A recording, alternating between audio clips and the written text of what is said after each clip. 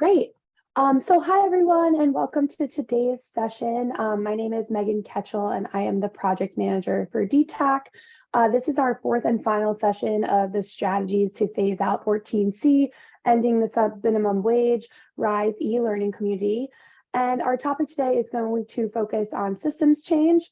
Given that this is our fourth and final session, I just wanted to call out that we're going to leave a couple minutes at the end of today's event to have you chat in any key learnings or key takeaways from your participation in this community.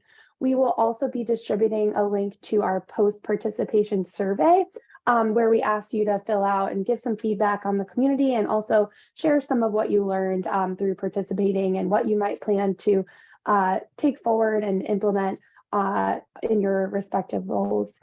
And with that, I will turn it over to our facilitator, Cheryl, to get us started. Thank you very much, Megan. Trina, can we move to the next slide, please? So again, I think you all know that I'm Cheryl Bates-Harris from the National Disability Rights Network. And today we're going to be talking about systemic issues, kind of doing a very broad overview. And then I have some very specific examples of some systemic change, starting with the Ability One Commission, which is the JWAD program. And we will have Kimberly Zeich here from the U.S. Ability One Commission. And I hope I said her name right, because I should always ask first. And then we're going to talk a little bit about some Department of Labor administrative review processes that have resulted in change, as well as some Department of Justice action that has where they've reviewed programs, and then talk just a little bit about litigation. So if we can go to the next slide, I'll go ahead and get started. So systems advocacy or systemic advocacy is what I always think about. We're talking about making a change on behalf of services, providers, or whatever. And really, systems advocacy is so important because it encompasses all efforts to improve either policies or procedures of agencies authorized to provide services to individuals with disabilities, which impact directly or indirectly on the quality of client services, as well as on the policies, procedures, and practices which are designed to improve or expand the service delivery system. Now, I know that that's a lot of words, but really you can, oftentimes if you start to notice a pattern or a practice or a problem that just seems to be recurring, then the way to address it is really through systemic change, not just to resolve the situation for that individual client. And of course, as protection and advocacy agencies, individuals come to us with their particular issue, but it's important that we think about and look beyond just how that impacts on that particular person. So if we go to the next slide, I'm going to present a couple of examples of systemic advocacy. And so the first bullet point, and these are just examples, these are by no means all inclusive. So the first thing, and the obvious one to individuals that are working with state agencies, is to advise the state or other agencies of identified problem areas in the delivery of rehabilitation services or direct supported employment or customized employment services, and to suggest methods of improving agency performance or changing a policy or a practice if it has a disparate impact on part of the population. So P&As do that a lot, as do other advocates who are working with the service system delivery. And then the second bullet says to provide technical assistance to legislators as requested or be a resource witness on pending legislation. Now, that's clearly a bullet point that I stole from one of my other presentations that we do.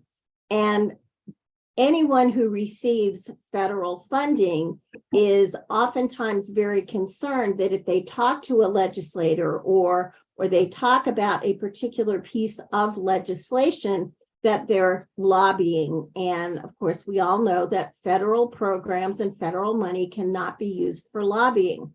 But it's important to understand that you have a lot of knowledge and you have a lot of experience and you understand the systems and you work with these systems on a regular basis. So educating a legislator about a problem or educating a legislator as to how things really operate. Laws are written with the best of intentions, but implementation often falls short. So educating legislators as to the situation is not lobbying, it's education.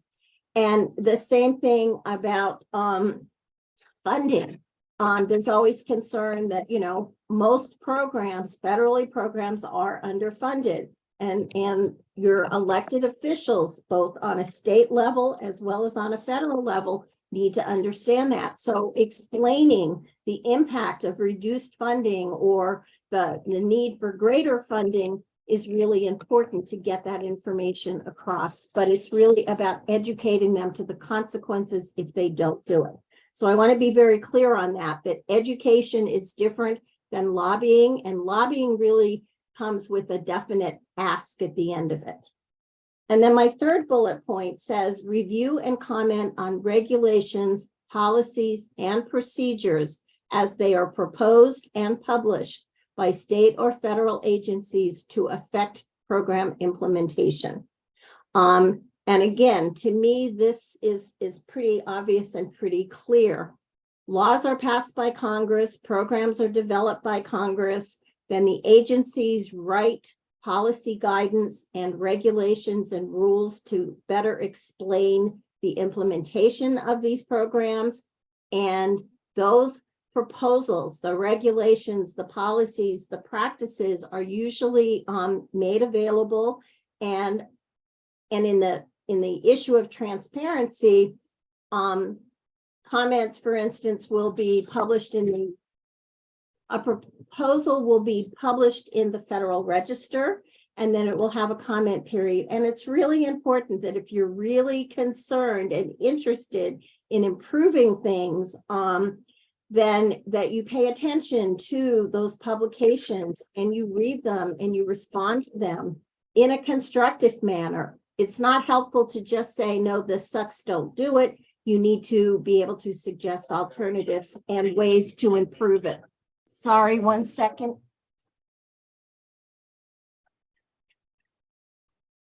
Nobody ever calls that phone except right now. I apologize.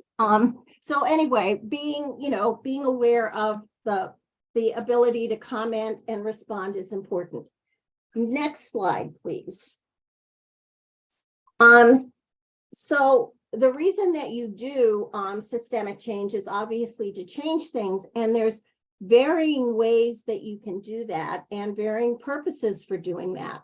So the first bullet point says to improve available services to groups of individuals affected by the ongoing issue, such as the lack of employment opportunities.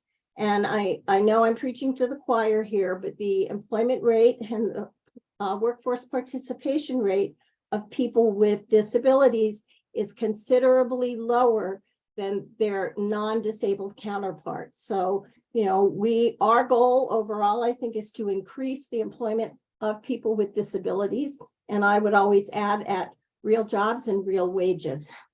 Second bullet point talks about you do this to improve services and outcomes and to really better align with federal public policy. And I think the Ability One Commission is a really good point of that. And Kimberly will talk about that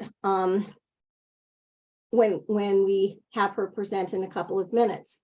And then you want to create a mechanism or a process to address specific persistent problems.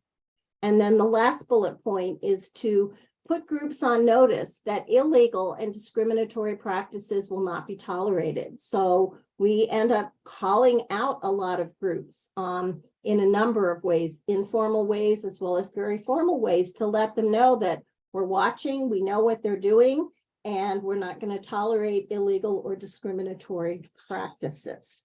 So that's a very, very quick and dirty overview kind of systemic issues. We'll come back and talk about it a little bit more a little bit later on. But I would like to go ahead and introduce our next speaker, who's going to speak on the Javits Wagner O'Day program. So it is my pleasure to introduce Kimberly Zeich, who is the Executive Director of the U.S. Ability One Commission.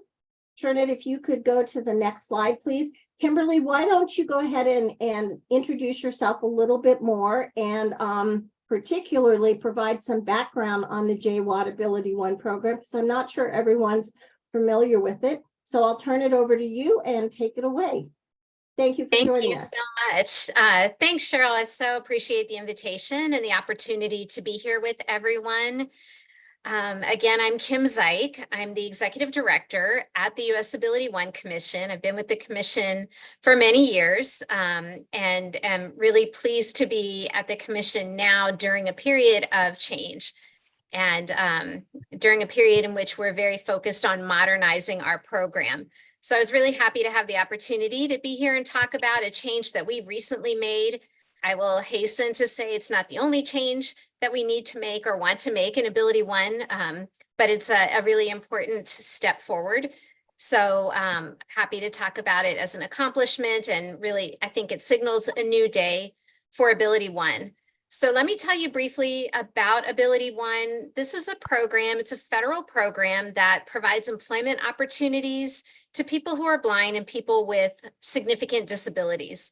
And we do that through the federal procurement system. So we identify products and services that the federal government requires, and we identify nonprofit employers of people with disabilities who can serve as the contractors and fulfill those products and services. The Commission works with two central nonprofit organizations that provide technical assistance and work with us to administer the program. And thank you. Yes, that slide 7 is perfect. And then the Commission also works with nonprofit employers across the country. Many people call them providers. They increasingly call themselves social enterprises, but they're actually the employers of individuals with disabilities in our program. So Ability One, as a federal program, we do operate in accordance with our enabling legislation and regulations and policies, et cetera. And we've been around for a long time. The program's been around for over 85 years. Many of our employers have been around for over 100 years. And that means that we do have a history, and that means that we have had employers within the Ability One program that held special certificates under Section 14C of the Fair Labor Standards Act and paid subminimum wages. So I think if we go to the next chart, I'll talk a little bit about the changes that we've made.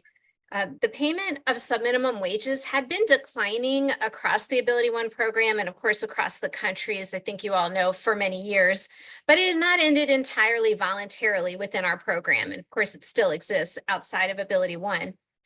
And we know that the continued use of 14C certificates was not only denying the value of the work that employees in the Ability One program were providing, but it's really harmful to the dignity of all employees in the Ability One program. So certainly one of the significant factors that we understood to be hampering the Ability One program and really putting us out of alignment with contemporary disability employment policy. The Commission, the U.S. Ability One Commission, who runs the Ability One program, we have 15 presidential appointees who are my bosses and provide the strategic direction, and I lead a staff to carry out their direction. The members have been concerned about subminimum wage for a long time. They issued some declarations to our network of Ability One employers, which number a little over 400. And in those declarations in 2016 and in 2019, the Commission said the payment of subminimum wages needs to come to an end. It's time to move forward to transition away from 14C use. Those declarations were a statement of position. They were not necessarily a statement of direction. However, it put the Ability One employment community on notice this is the direction the commission is heading. I will say some other things that have been happening in our environment have also been very helpful and constructive in moving us forward and away from subminimum wages. Certainly Executive Order 14026 that President Biden issued at the beginning of the administration required that all federal contractors be paid no less than $15 an hour. And there were no exceptions to that executive order for holders of 14C certificates. That executive order, of course, followed the Obama administration executive order that set a wage floor of 1010 for all federal contractors, again, with no exceptions. So that's helped drive some of our employers away from subminimum wage. The commission worked very closely with the Department of Labor and our colleagues, particularly in the wage and hour division, to understand how they were implementing the executive order and to make sure that we had their technical input as we crafted a regulation. And that's really the direction that the commission decided to take, that the commission would issue a regulation that would disallow the use of 14C certificates or then subminimum wages in the Ability One program. So as I fast forward to that rulemaking in 2021, we estimated at the time that of the nearly 40,000 Ability One program employees nationwide, about 3,000 to 3,200 individuals were being paid less than the full prevailing wage, if on a federal service contract, or the full state or federal minimum applicable wage. And the commission, again, initiated a rulemaking process, which is our way of making permanent change in the program. We first published a notice of proposed rulemaking. That was in October of 2021. Had an extended comment period because it was very important to receive comments and consider all points of view. The commission received more than 180 comments in response to the proposed rule. And again, took those into account as we developed a final rule. Most of the comments, I can tell you, supported eliminating the use of subminimum wages in the Ability One program. And many of the stakeholders that submitted comments responded to one of the commission's questions about a phase out period of time, what would be appropriate. Many of those commenters suggested either a 1 year, a 2 year, or even up to an 8-year phase out period. When the commission published its final rule in July of 2022, and it became effective then on October 19th of 2022, the commission actually established a 90-day period of time. So from the date that our rule became effective in July, we gave the Ability One employers 90 days to come into compliance with our requirement that they no longer pay a subminimum wage. And I'll explain our rationale a little bit for that. If you go to the next chart, because a lot of times when 14C writ large is discussed and phasing it out is discussed, there's a consideration of we must do no harm. And perhaps we should allow an extended phase out period. What the commission decided to do, having put our community on notice in 2016 and in 2019, having reviewed all of the comments, having directed one of our central nonprofit agencies, Source America, to provide a technical assistance program, we thought it would be best to set an effective date in the short term, but to allow our nonprofit employers to request an extension of up to 12 months if they needed that time to fully transition away from 14C use and make sure that no harm was done. So we did that. I was very pleasantly surprised. A small handful of Ability One employers requested extensions, and those extensions ranged from just a couple of months until they had a contract renewal to a few that did request the full 12-month period of time. But by September 30th of 2023, so of last year, every Ability One employee was being paid a full and fair wage, no less than the minimum wage. Every one of our employers was able to complete that transition, fulfill their extension period, and meet the deadline. And that was very important to us. This has been such a long-standing area of concern within the disability community for the Ability One program. This is one step, as I said, that we needed to take to begin to modernize our program. And I thought I'd just touch briefly on outcomes because that's very important. The commission was very mindful that, that we need to manage this phase out properly. And I think that the way we did it with notice, with technical assistance, with the relatively short implementation date, but the flexibility for some extensions, I think that that really did meet our objectives. Of the AbilityOne employers that were granted an extension, and they employed the final 497 AbilityOne employees who are being paid under a 14C certificate, our preliminary data shows that 50% remained working in the same job that they had before in the same AbilityOne contract and being paid the full wage. Another 37% transitioned to a different job, a different state or commercial contract. State and commercial contracts are not under the commission's authority. So, so to be clear, they may still be paid a 14C wage. 13% of the workforce were no longer working at that nonprofit organization. And I can tell you that we have a natural attrition rate in the AbilityOne program that runs about 8 to 12%. So by and large, we were pleased with the outcome. We're fully studying and gathering more information to see exactly what impact this rule has had on the employers as well as the employees in our program. We're expecting some further data and to issue a report later this fiscal year. And certainly the commission will look for opportunities to share our lessons learned. Again, we're trying to make the AbilityOne program the best it can be. It's not a perfect program, but we're taking steps to modernize and improve as we go. So Cheryl, that's really my overview of the change that we made. I'm happy to answer questions and will certainly be staying to listen to the rest of your meeting.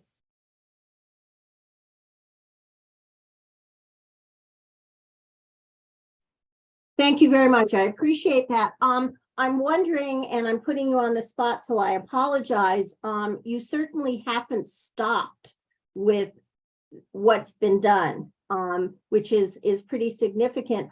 I'm wondering if you're able or prepared to talk a little bit about some of the current changes that are on the horizon for you. Absolutely. And what your plans are there. Absolutely. When you were talking about systems change, that really is what we're doing in AbilityOne. So, so when, I've been with the AbilityOne program for quite a while. When I talk to different advocates and folks that that perhaps don't have a positive view of the AbilityOne program, some people, I think, as you all probably know, have recommended that AbilityOne itself be phased out.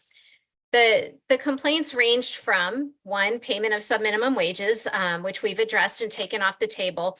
The second most frequent criticism of the AbilityOne program is that we have a statutory structure that has a fairly high 75% direct labor ratio requirement that can cause segregated employment or congregate employment settings. So what are we doing about that? Another criticism of AbilityOne is, hey, the AbilityOne program has contract requirements. How do we know that your employers aren't directing individuals to jobs where they need another set of hands?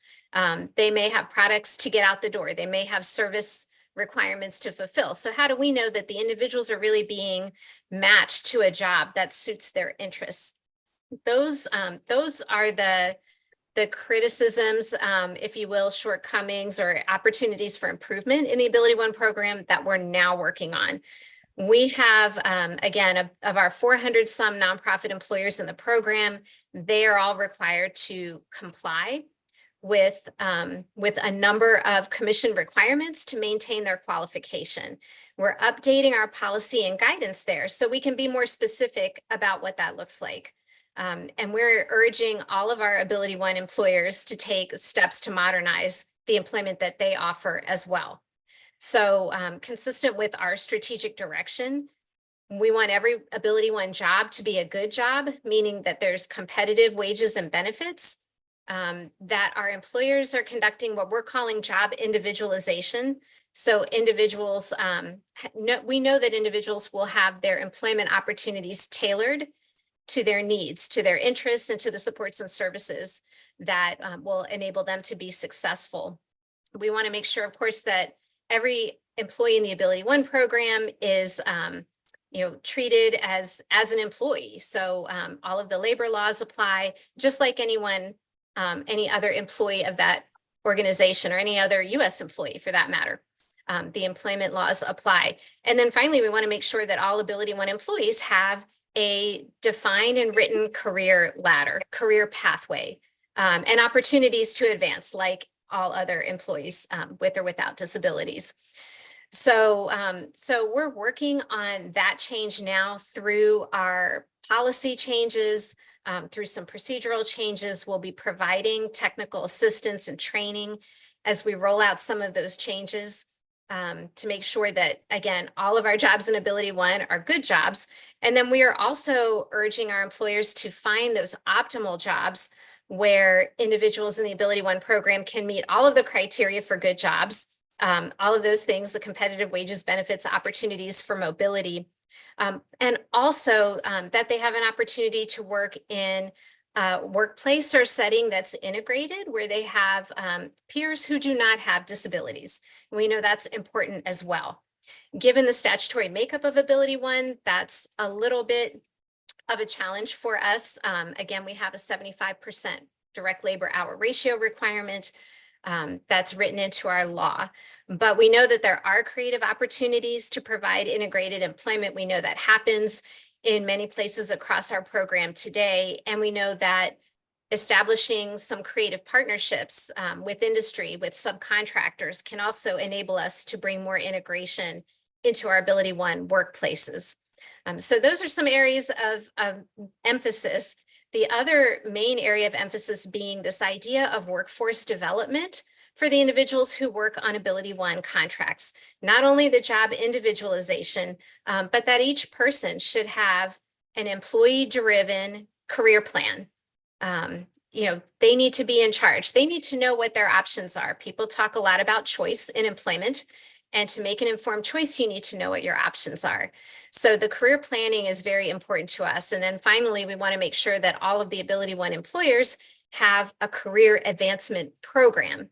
So those individuals who are interested in upward mobility or outward mobility can be assisted and provided with support if they would like to look for another opportunity, make a change from what they're doing.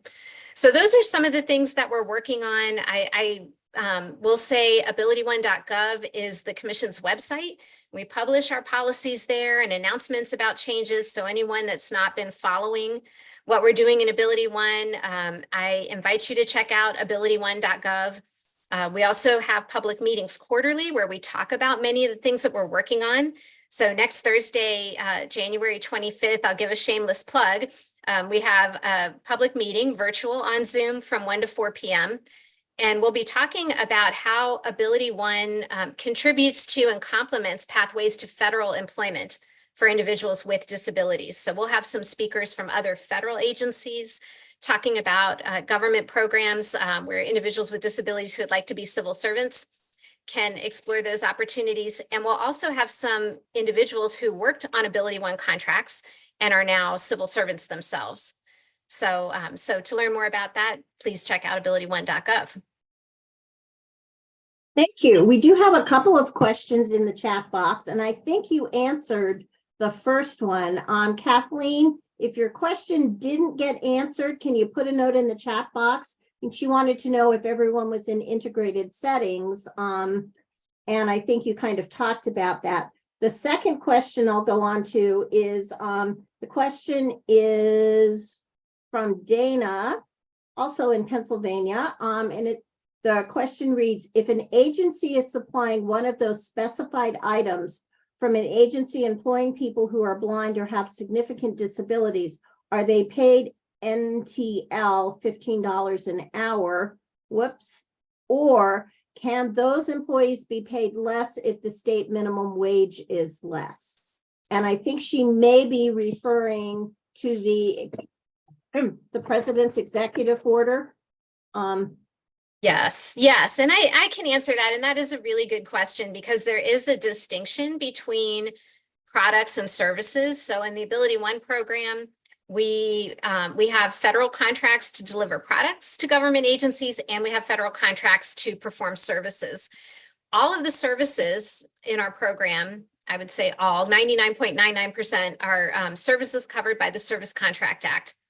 And that is where the Department of Labor sets a wage determination rate. And that is where the president's executive order is implemented. So the $15 an hour floor that I believe just went up to $17.20 an hour as of January 1st, that applies to all of our AbilityOne employees on service contracts. And actually, I just looked at our program data, and we'll be covering this in our public meeting next week. On average, the AbilityOne service employees are actually paid a little bit more than the Service Contract Act minimum. So that's a great news story for AbilityOne service employees. I believe their average is about $18 and maybe 50 cents an hour. For products, for employees that are working in manufacturing, the minimum wage that applies to those jobs is the federal minimum or the state minimum, whichever is higher. So I live in the state of Maryland, which has a nice state minimum wage, I believe also in the $15 an hour range, or we're on the pathway to 15. But as you all know, some other states do not have similar increases. So that's an area that, we certainly are thinking about. The AbilityOne products employees have an average hourly wage. I'm trying to remember off the top of my head. We'll be briefing this at our public meeting. Program-wide, we are at about $17 an hour, which is products and services. So in general, the AbilityOne contracts do have competitive wages for the type of work that they're doing in the community. Certainly on all of our service contracts, our employees earn the same thing that any other federal contractor would earn. Okay, I think there may be still a little bit of confusion about what the AbilityOne program is. So if you allow me to just talk for a minute, and then I'm going to give you the next question. Yes. For those of you who have been around 110 years like me, we always refer to it as JWAD contractors, and Source America was the primary central nonprofit agency that kind of collectively worked with the individual contractors. So I guess what I really want to say is that the federal government is the largest purchaser of goods and services in the country. And about 22% of private sector employment, this is going outside of JWAD, goes to support the work of the federal government. So there's a lot of money and a lot of products that are involved in keeping the government running. And of course, the government includes military, government, includes a lot of different facilities and things. So could you describe kind of clarify the difference between a contract for goods and what those goods might be versus a service contract? And could you also clarify what the 75% labor rule means? Absolutely. So as I mentioned, the AbilityOne program, our enabling legislation goes back to 1938. And in the 1930s, of course, there was certainly a different paradigm related to the employment of individuals who are blind. And later in the 1970s, when our act was amended, it was expanded to include employment for people with other significant disabilities. But as Cheryl said, the concept was the federal government is buying products, the federal government is buying services. Let's leverage the federal government's needs to create employment opportunities for people who are blind or have disabilities. So in the 1930s, our program began supplying products to the government. Initially, they were fairly simple manufactured products like pillowcases and textiles, things like mops and brooms, office products, pens, paper. Those are pretty big categories for AbilityOne products. But I will say, again, sort of fast forwarding to the future, while we still provide many of those commonly used items, and we have a brand name called Skillcraft. If any of you have worked for the government or with the government, you've probably seen a Skillcraft pen. Today, we provide military clothing and equipment, so much more sophisticated manufacturing. They do things like seam sealing to provide chemical protective suits to the military.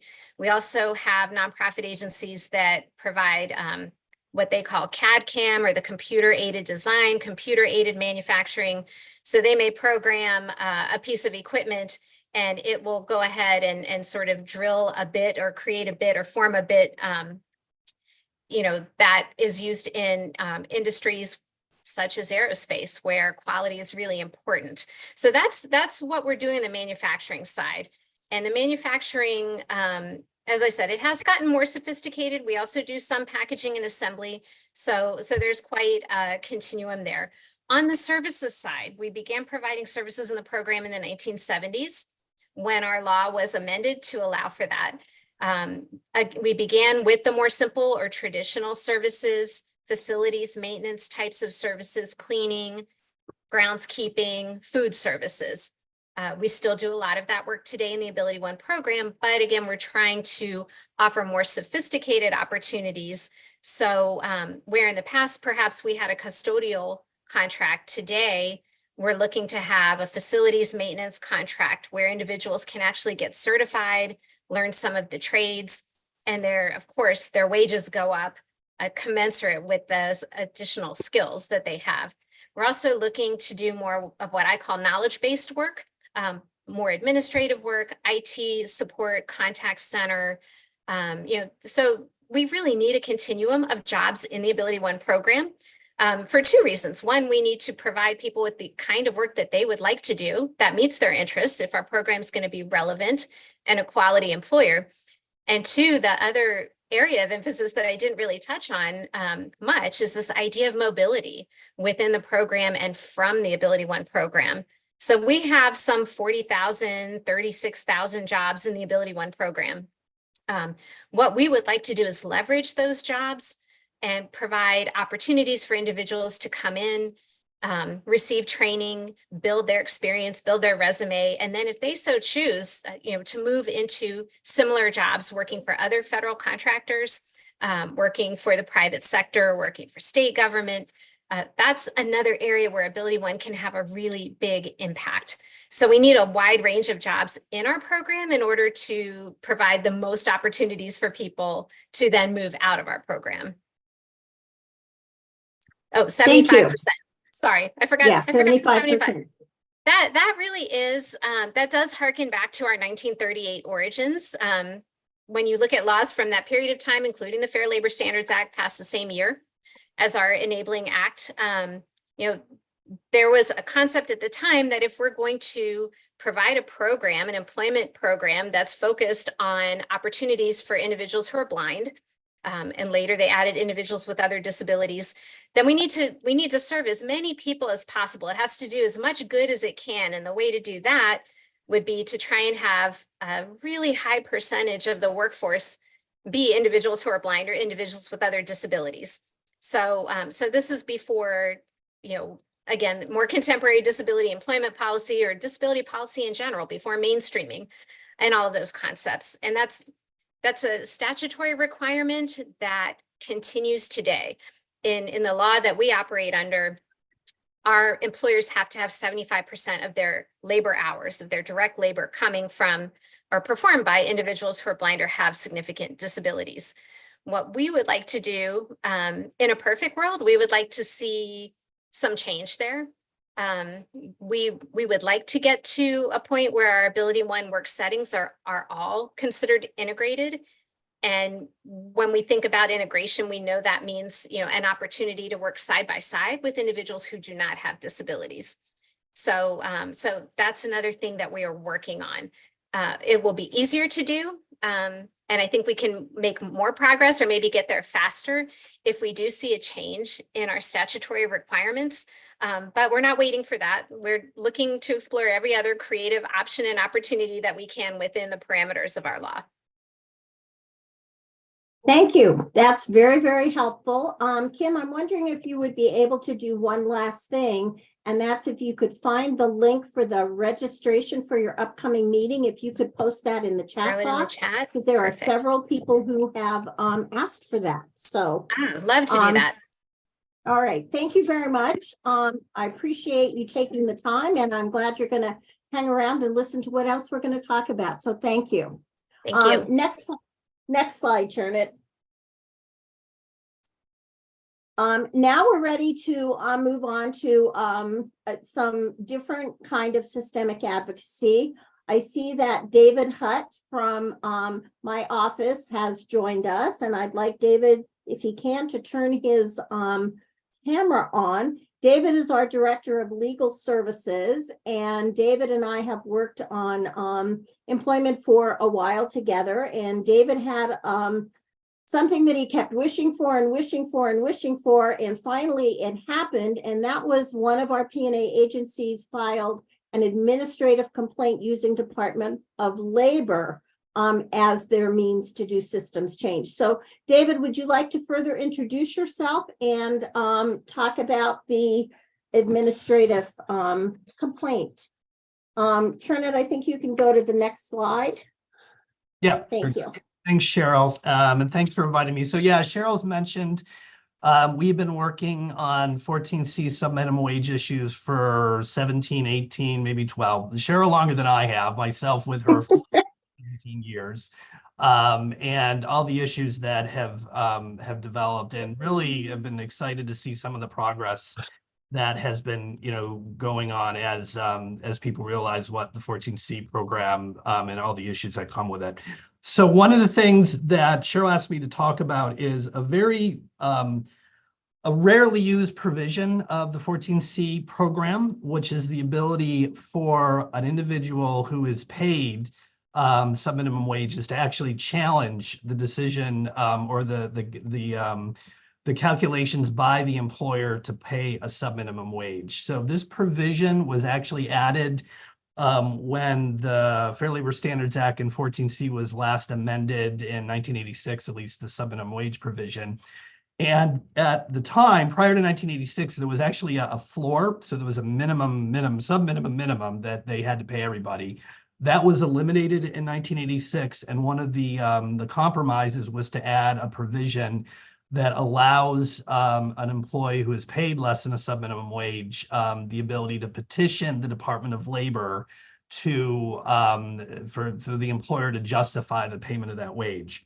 So essentially, the employee paid a sub-minimum wage can go to the Department of Labor and say, we don't think this is correct, and the employer has to prove that they paid the correct wage under the sub-minimum wage 14C provision.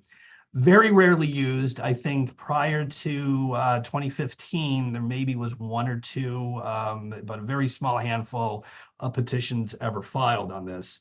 The benefit of it is the employer has to prove that they're paying the right wages. So the employee with a disability just has to bring the petition, but the employer has the burden to show the Department of Labor through an administrative law hearing that they are complying with all the requirements of Section 14C. So as Cheryl mentioned, for a number of years, her and I do a training for the PABS, the P&A Protection Advocacy for Beneficiaries of Social Security Program, and we've been telling P&As about this provision. And finally, Disability Rights Ohio took us up on us trying to encourage P&As to bring a petition. And they brought a petition involving 3 individuals that worked at a sheltered workshop in Ohio. The Seneca Riyadh, as you see on the slide, it's operated by the County Board of Developmental Disabilities. And Seneca Riyadh had a contract and a relationship with Rope Industries. So we have a county-run nonprofit shelter workshop that has a relationship with a for-profit industry. And they had employees there who were putting together essentially samples of flooring, rubber flooring. So Rope Industries is a rubber flooring industry. And there were various tasks to put together some of these samples that they would then, give to potential customers. So at this workshop, they were putting these together. There was a number of tasks that were involved in putting these samples together. The 3 petitioners who Disability Rights Ohio represented, one was legally blind, another one was partially blind and had an intellectual disability, and the 3rd employee had Asperger's syndrome, was diagnosed with Asperger's. So they had a hearing. They brought a petition in 2015.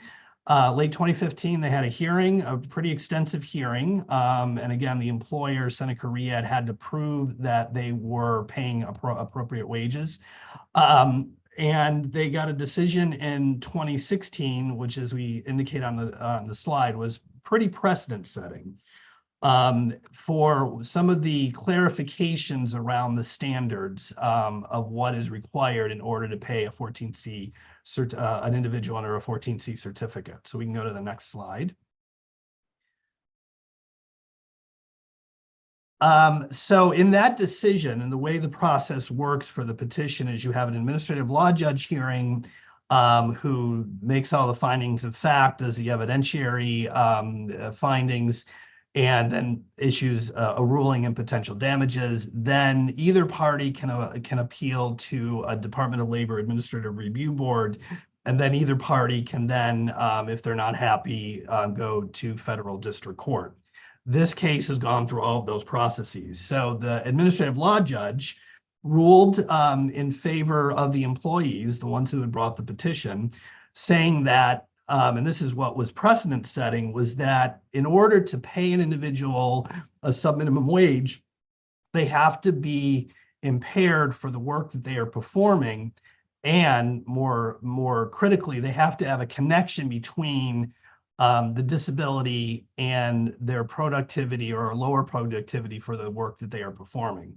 So an employer, and this is what the ALJ said Seneca Riyadh was doing, was essentially saying that, oh, they have a disability, their productivity is not as strong as people who don't have a disability, and therefore we're automatically going to assume the disability is causing the productivity issues, and we're going to pay them a sub-minimum wage. And the court said, no, you have to show a causal link between the individual's exact disability and that they're less productive for that specific job that they're performing. And that was a huge clarification about what the standard is under 14C. The three employees, they were doing several jobs. Some were being paid by piecework, so they were, doing so many pieces an hour and getting paid by the number of pieces that they did. Some jobs they were doing an hourly rate, so they were, if they were doing that type of work that wasn't doing, pieces that had to be completed in a certain amount of time, they were paid an hourly rate. So they, and certain piecework that these folks were doing, they could earn up to $14 an hour, $12 an hour in some cases. So they were getting greater than the minimum wage when they were doing certain tasks that were by piecework. But on some of the hourly rate, they were getting paid as little as $2 to $2.50 an hour based on the calculation that the employer was doing. So clearly these individuals had the capacity to do work that was well above the federal minimum wage, but in certain circumstances, they were being paid much less than the minimum wage. So the judge said, nope, you didn't show that there's a connection between their disability and their productivity issues. And they ordered back wages and what's known as liquidated damages, which under the Fair Labor Standards Act, they will double the amount of wages that the individual would have been required to pay. The employer, Seneca Riyadh, then appealed to the Administrative Review Board, and they issued a decision in January 2017. So the initial decision came down in early 2016. The Administrative Review Board issued their decision in 2017, which affirmed pretty much everything that the administrative law judge found legally. They ended up remanding for the damages, but they found everything was correct legally. And I just want to sort of indicate one of the quotes from the Administrative Review Board affirming the administrative law judge. So they said that an individual who is legally blind would not necessarily be considered a worker with a disability for a job as a musician. Then they cite Stevie Wonder, Ray Charles, Ronnie Millsap, or a federal judge, and they indicate a David Tattle from the U.S. Court of Appeals for the D.C. Circuit an individual with Asperger's syndrome would not necessarily be considered a worker with a disability for being an actor or an actress. And they mentioned Dan Aykroyd, Daryl Hannah, Susan Boyle, and some other well-known individuals. And what the Administrative Review Board was saying was essentially just because, again, the person has a disability doesn't mean that you can, automatically assume their productivity is related to the disability. And this is a really good standard that does help us. So jump forward from 2017 now to 2024, and literally last week, the Seneca Riyadh appealed the decision to federal district court. The federal district court just issued an order, again, affirming the decision of the Administrative Review Board, the administrative law judge, and basically said, yep, the standard was correct that they applied. They need to pay these back wages and these liquidated damages. It's unfortunate that now we are almost 10 years since the petition, 9 years since the petition was initially filed.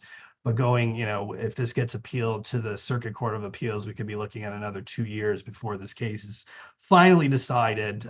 So great legal precedents, but unfortunately, the 3 petitioners have yet to get their back wages. So hopefully it might settle. But it may go to the Court of Appeals as the next part of it. So again, it was a great decision. Unfortunately, it's been being dragged out. It set a really good legal precedence. We are continuing to encourage other advocates to bring these cases. They do take some work, but I think it's an important way to make sure that employers those that do have a 14C certificate are enforcing it and doing what they need to do. So I will stop there and see if there's any questions or if you have anything to add, Cheryl. Well, I just kind of want to call attention to what I kind of call a moral problem with this whole case. And that's the fact that that Seneca Riyadh is attached to Ropey Manufacturing. It is the same building, but if you go in the door to the right, you're going to the sheltered workshop and you're getting paid and treated as a sheltered employee. And if you go in the door to the left, you are a Ropey employee who is involved with that company or corporation making lots of money. And this case is actually highlighted in the documentary Bottom Dollars. And I just find it morally appalling that a corporation that makes millions of dollars is making money on the backs of people with disabilities by paying them to do the work that their regular employees don't want to do, but that their work is definitely contributing to the bottom line profits of the corporation. And, I think I just find that annoying, and I hadn't really realized how prevalent it was, the nerve to have both of these buildings side by side, and for one to be a for-profit business and the other to basically take advantage of people with disabilities, which is what I think it was happening. So I'm not seeing any questions in the chat box, but David, I'm also not seeing that Dan Stewart is on the line yet. Is it possible that you could talk? Sure. Dan is here. Okay. Well, David, thank you very much. I appreciate your time. And I don't see any questions, but if additional questions come up, I will be sure to email them to you and we can get the answers out to people. So thank you very much, David. You are welcome to stay. Thanks, Cheryl. And Dan, thank you very much for joining us. I know you both had very busy days today. So the next thing that we were going to move on to and talk about is David talked about the administrative review process, which ended up resulting in some legal action, but it originally didn't. So now I would like to talk about the Department of Justice investigations and some of the things that they've done. So I have asked my supervisor, Dan Stewart, who I will allow him to further introduce himself, to talk about where the Department of Justice has intervened in cases and what has happened there. So thank you, Dan, for joining us. And I'll go ahead and turn it over to you, and we can go to the next slide while Dan introduces himself. Yeah, thanks so much, Cheryl. And I appreciate this effort by DETAC, and also more importantly, for everyone who's been attending this series of community of practice. I was around for the first one, and I've been keeping track on how it's developed over time, and I just really appreciate people's interest and engagement and continued attention to this extremely important area. I'm thinking about the Department of Justice in a few ways, and as you can see from the slide, the Department of Justice follows the Olmsted Court in a lot of different areas. And one thing, and I'll introduce myself in just a little bit, one thing is that the Olmsted case was critically important for the two individuals, of course, who were stuck in the facility, but the Department of Justice has really engaged its investigative power and authority to look at Olmsted as applied to lots of different areas. And if you look at their website, and I'm sure we can get that website to this group, the website indicates the variety of different areas the Department of Justice has gone into. And I think this is critically important for thinking about change as a systemic effort. The Department of Justice does have the unique ability to engage with an entity such as a city, a state, a school, or an entire system, such as we saw in the Lane case in Oregon. But the U.S. Department of Justice can take action on its own. They might have some information provided by people in a local area that raise concern. They can get involved through specific complaints through the U.S. Department of Justice website. They have a complaint process to go through, or they can get referrals from different federal agencies. And the federal agency that was involved initially in the city of Providence and training through placement in Oregon was the U.S. Department of Labor. The U.S. Department of Labor, as you heard a little bit from David and the 14C process and throughout this session, can get involved in wage and hour issues. And initially, what happened out of Providence and Rhode Island was that a number of individuals came forward with a complaint asserting that they were not paid the appropriate wage and hours. And so there are similarities, themes to what David just mentioned in the Seneca case. But at essence, people said that they just weren't getting paid. And once the Department of Labor got into it, they did some work, but the Department of Justice also got involved and started thinking about this from an Olmsted perspective. And Olmsted, again, is really integration. So when someone says Olmsted to you, please think about integration. And so when the Department of Justice got involved in this, they looked at it through the Olmsted integration lens and started thinking about how the wage and hour process worked throughout the entire system. And in a very short summary, and Cheryl can certainly add more into this, but what the Department of Justice found was that this group, the training through placement, worked with students, high school students who were placed there through transition programming through the city school district and school districts in the area. And that was their work experience. And they gave students some jobs and all that. So maybe that's good, maybe that's bad, but kind of what turned out was that this became a school to segregated environment process. So we've probably heard about the school to prison pipeline in different contexts, especially in the K-12, but thinking about for older kids, this was a school to segregated placement setup where lots of kids were pushed through the system and went through the training through placement, which was a segregated work environment where they were segregated from their peers and they received lower wages. So there's a number of different documents that Cheryl and I can give to the group, and some of those include the press releases that explain in more detail the origin of the Department of Justice action, the initial Department of Labor complaint.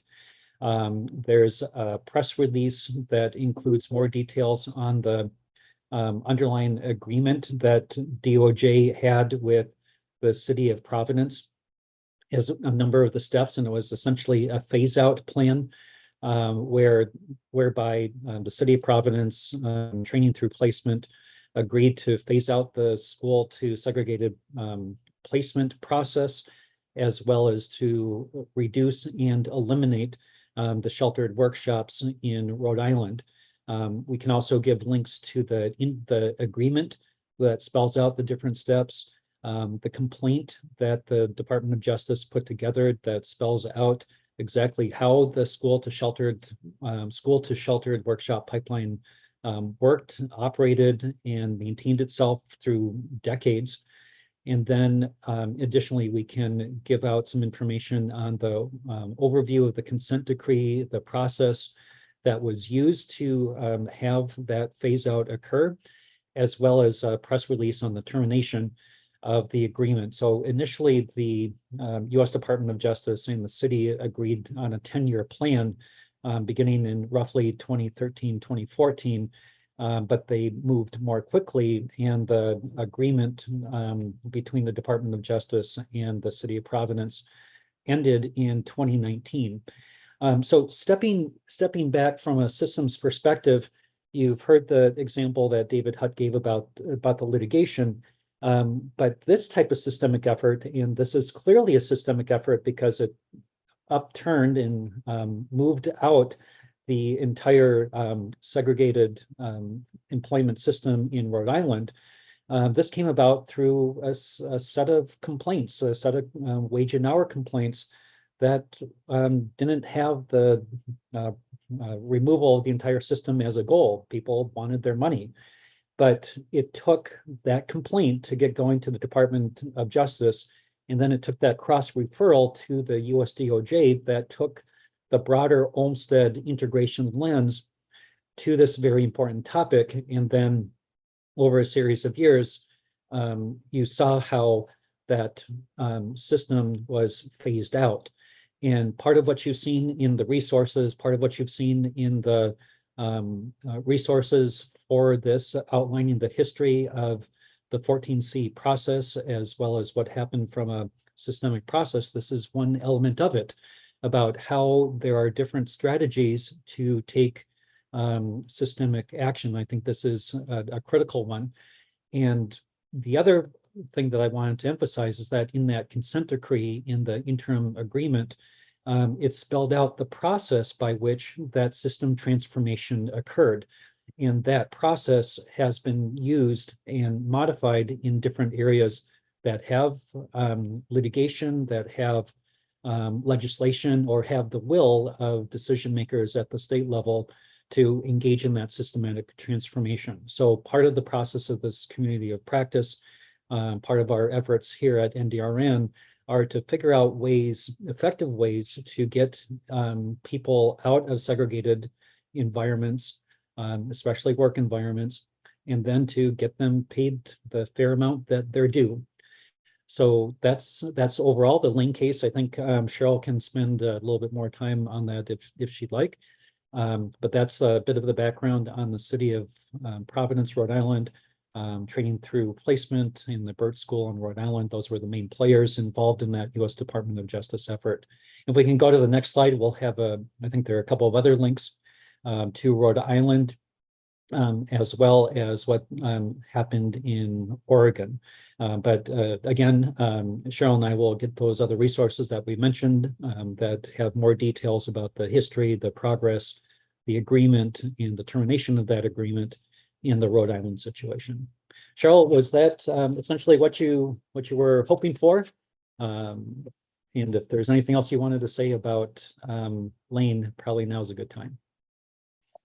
Yes, thank you, Dan. That was perfect. I think the only thing that I threw the Lane case on at the end, and the Lane case was a case in Oregon that was filed as a class action litigation based on the fact that the state of Oregon at the time the case was filed, and I don't remember the year, and I should. But basically, Oregon, once upon a time, had been one of the leaders in the country in terms of transitioning youth from school to employment and into competitive employment, as it was called at the time. And then because of a number of budget cuts and other things in the state, they had a very heavy reliance on just that school to sheltered workshop pipeline. And more individuals were going directly to the sheltered workshops than they were to vocational rehabilitation or other service providers for employment. So the Lane case was filed in Oregon. The individuals involved was the Protection and Advocacy Agency in Oregon, the National Federation for the Blind, and Brown Goldstein Levy, who is a law firm in Washington, D.C. And it was filed as a class action lawsuit. And basically, the judge affirmed the fact that segregation, whether that the over-reliance on segregated employment was a violation of the ADA and a violation of Olmstead. So it resulted in a lot of negotiations and eventually a settlement that that forced the state to basically develop the services and provide appropriate transition services to, I think it was 12,000 individuals in Oregon. So again, it's an example of systemic work, but that one was actually a result of litigation rather than trying some of the lower level remedies first. So thank you very much, Dan. I appreciate you joining us. Turnit, if we could move to the next slide. I think I wanted to kind of open this up for just a couple of minutes to get some feedback from you or some information from you about the systems issues that you're struggling with. I think all of us in the work that we do kind of struggle with certain issues. So, and one of my caveats or one of my concerns is oftentimes when you're looking at systems issues, you need to think kind of broadly about it at first. And so these are like my quick reminders of things that you need to keep in mind when you're doing systemic issues. And the first is, who is affected by this issue? Is it a certain class of people? Is it a certain disability of people? Is it, a certain subpopulation of a group of people? So you really need to be aware of who is affected by the issue and who would really be helped by resolving the issue, as well as, are there going to be any unintended consequences that might ultimately hurt somebody? And then the third point I have here is, can you clearly describe the problem? When you're doing systems issues, you need to be as concise, as specific as you can. So if you can't really describe the problem, perhaps you need a little more data or a little more information. Also, whenever you're doing systems change, you're going to have your supporters and you're going to have your detractors or your opposers. So you need to think about, do you have the support that you need in order to make the systems change? And the larger the support you can get, or the larger the community that has common interests and common goals, then the easier it's going to be to kind of solve some of these issues. And oftentimes, unfortunately, the disability community is split because of we're all kind of fighting for the crumbs, so to speak. The next bullet point says, is the solution possible and allowable by law? The programs such as vocational rehabilitation, such as the Javits-Wagner-O'Day, such as, the WIOA, or the Workforce Innovations and Opportunity Act, they have legal parameters that are built within the legislation. So is the change you want to make, or is the problem you want to fix, allowable by law? And let me give you a classic example of a systemic issue that I think everyone would like to resolve, and that's the marriage penalty within the SSI program. I don't think there's anybody who opposes the fact of ending the marriage penalty, but it's in the federal legislation. So before we can change it, Congress has to change the law. Again, the next bullet point says, are there any negative consequences to the solution? So again, thinking about what you're trying to accomplish, the intent of ending sub-minimum wage was never intended to then terminate services for people with disabilities and have them sit home and play video games. That would be a definite negative consequence. But so it's looking at, you know, how do you do the least amount of harm? And again, very important is to think about what strategy should you use to reach the solution, which kind of reminds me of the old try and try again. Sometimes you'll try something, it won't work. That doesn't mean it's not achievable. It just means that you may need to regroup and try a different approach or a different strategy.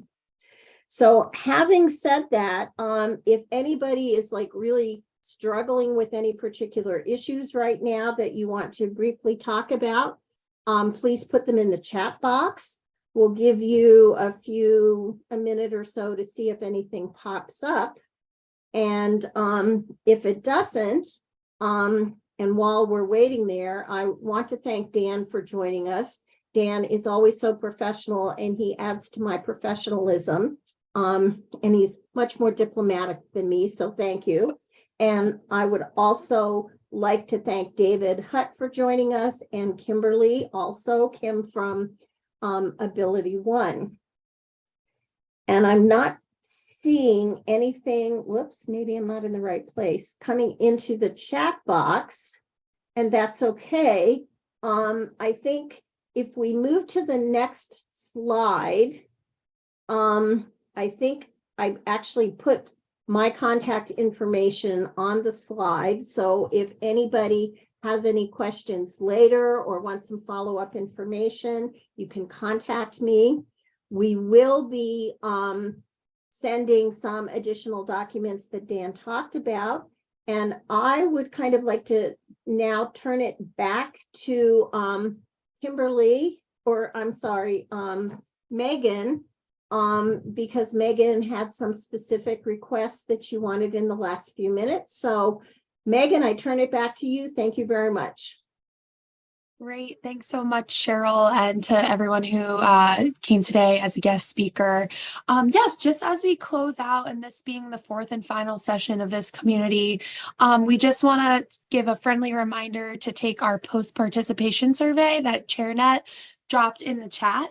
And then also, if you could, as you're thinking about and reflecting on your participation in these sessions, if you have any key takeaways or key learnings from your participation in this e-learning community, or things that you might put into place or try out in your roles, please chat those in as well. We'd like to just collect those and look at kind of what the key takeaways are from your participation. So in the meantime, feel free to chat those in the meeting chat, key takeaway or key learning. And then we also have our post-participation survey if you want to open that up and start to fill that out as well. But Cheryl, that really is it from our end. Just again, thank you for facilitating and for lining up such a great an array of speakers. It was really great to hear from all of you, and we really appreciate all the time and effort you put into this. Well, thank you. I do see a couple of questions that came up in the chat box. And the first one is, do you think the businesses contracting with 14C holders, 511s, understand that people with disabilities can work in integrated settings? Kathleen, I think that's a really good question. I think many of them are still very much operating on stereotypes and the fact that, you know, people with disabilities have not really been expected to go to work. I also think that there's this ongoing myth among a lot of not provider organizations, but perhaps like the businesses that contract with provider organizations, that they want to protect people's benefits. And so if they pay them well, then people potentially could lose their benefits and lose their safety net. And that is very much a fictional concept. And I've said it before and I'll say it again, that people who are on benefits, particularly most of the people in segregated employment settings, are individuals who are on supplemental security income, which means they are living at 25% below the poverty level. And as long as we continue to protect their benefits, we are forever going to doom them to a life of poverty.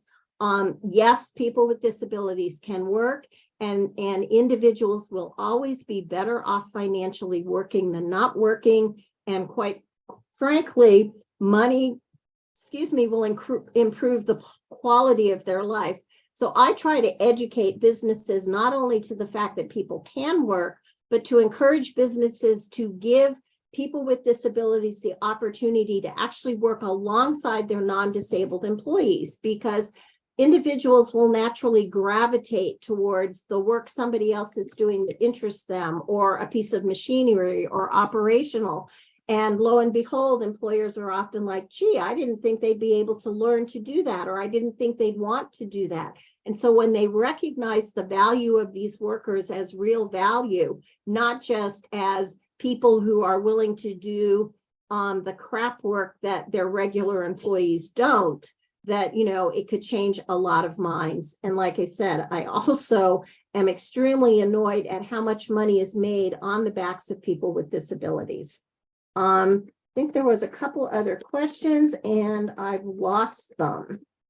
Whoops, maybe not. Hang on. Let me go down.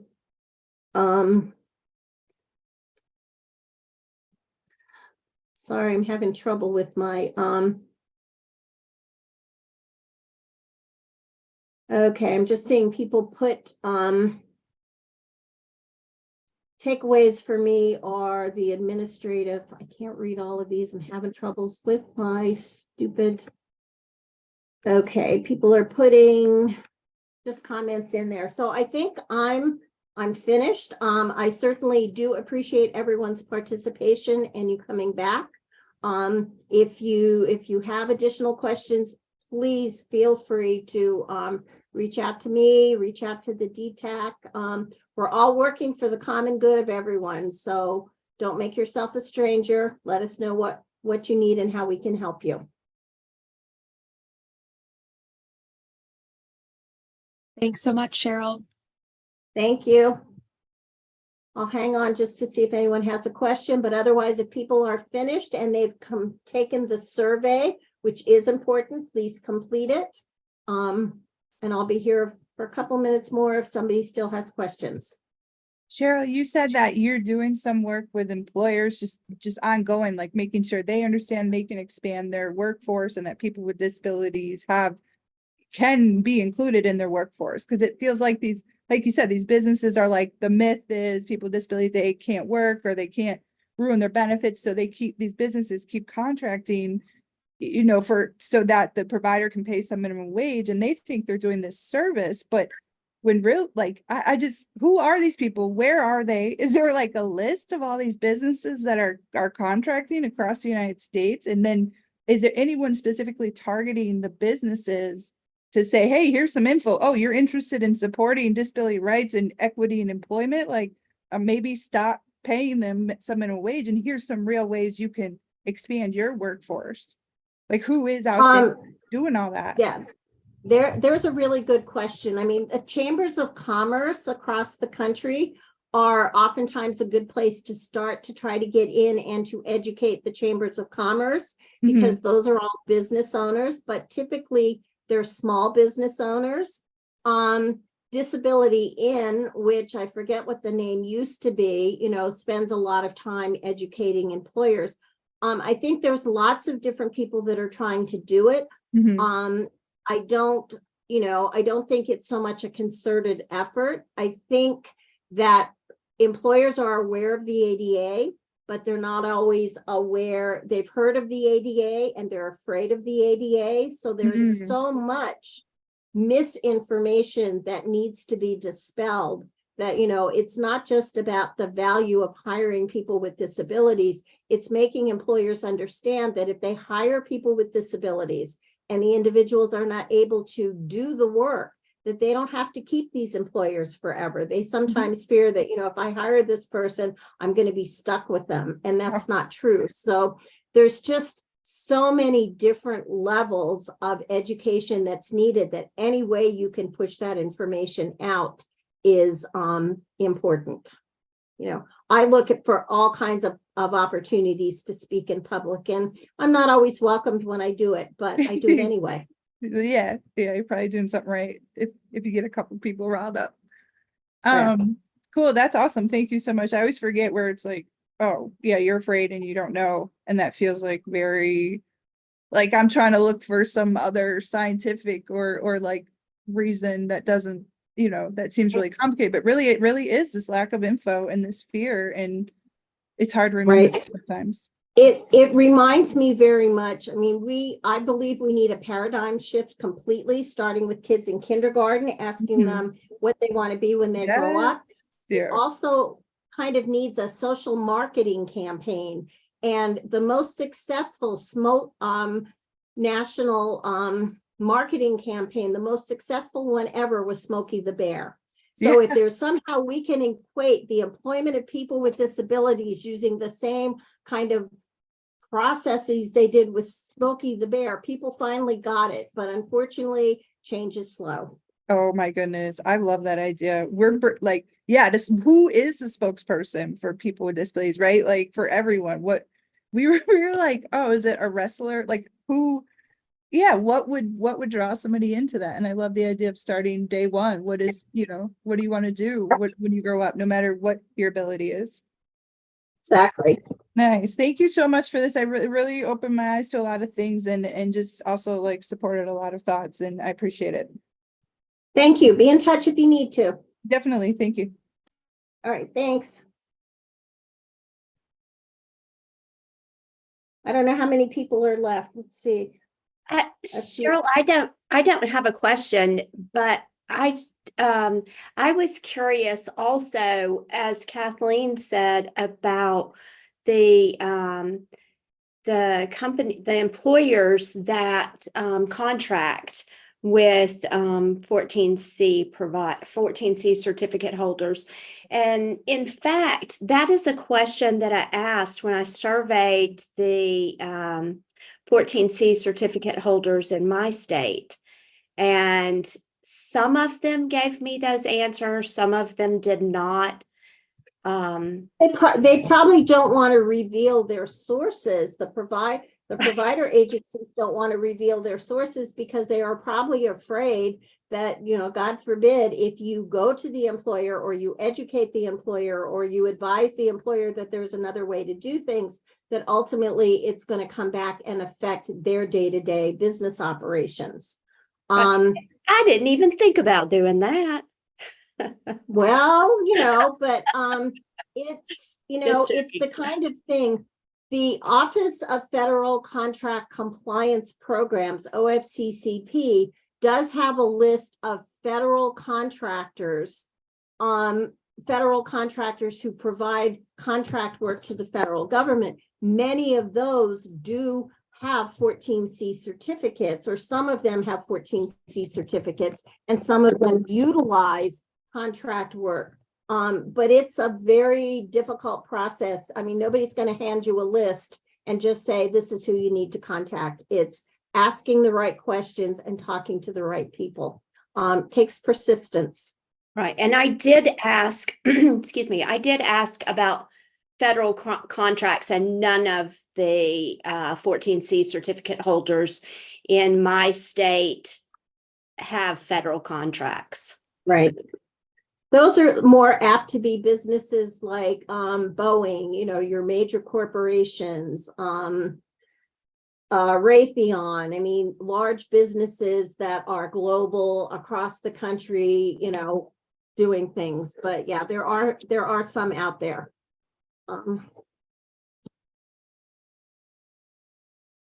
Keep up the fight, Wendy. Keep up the fight.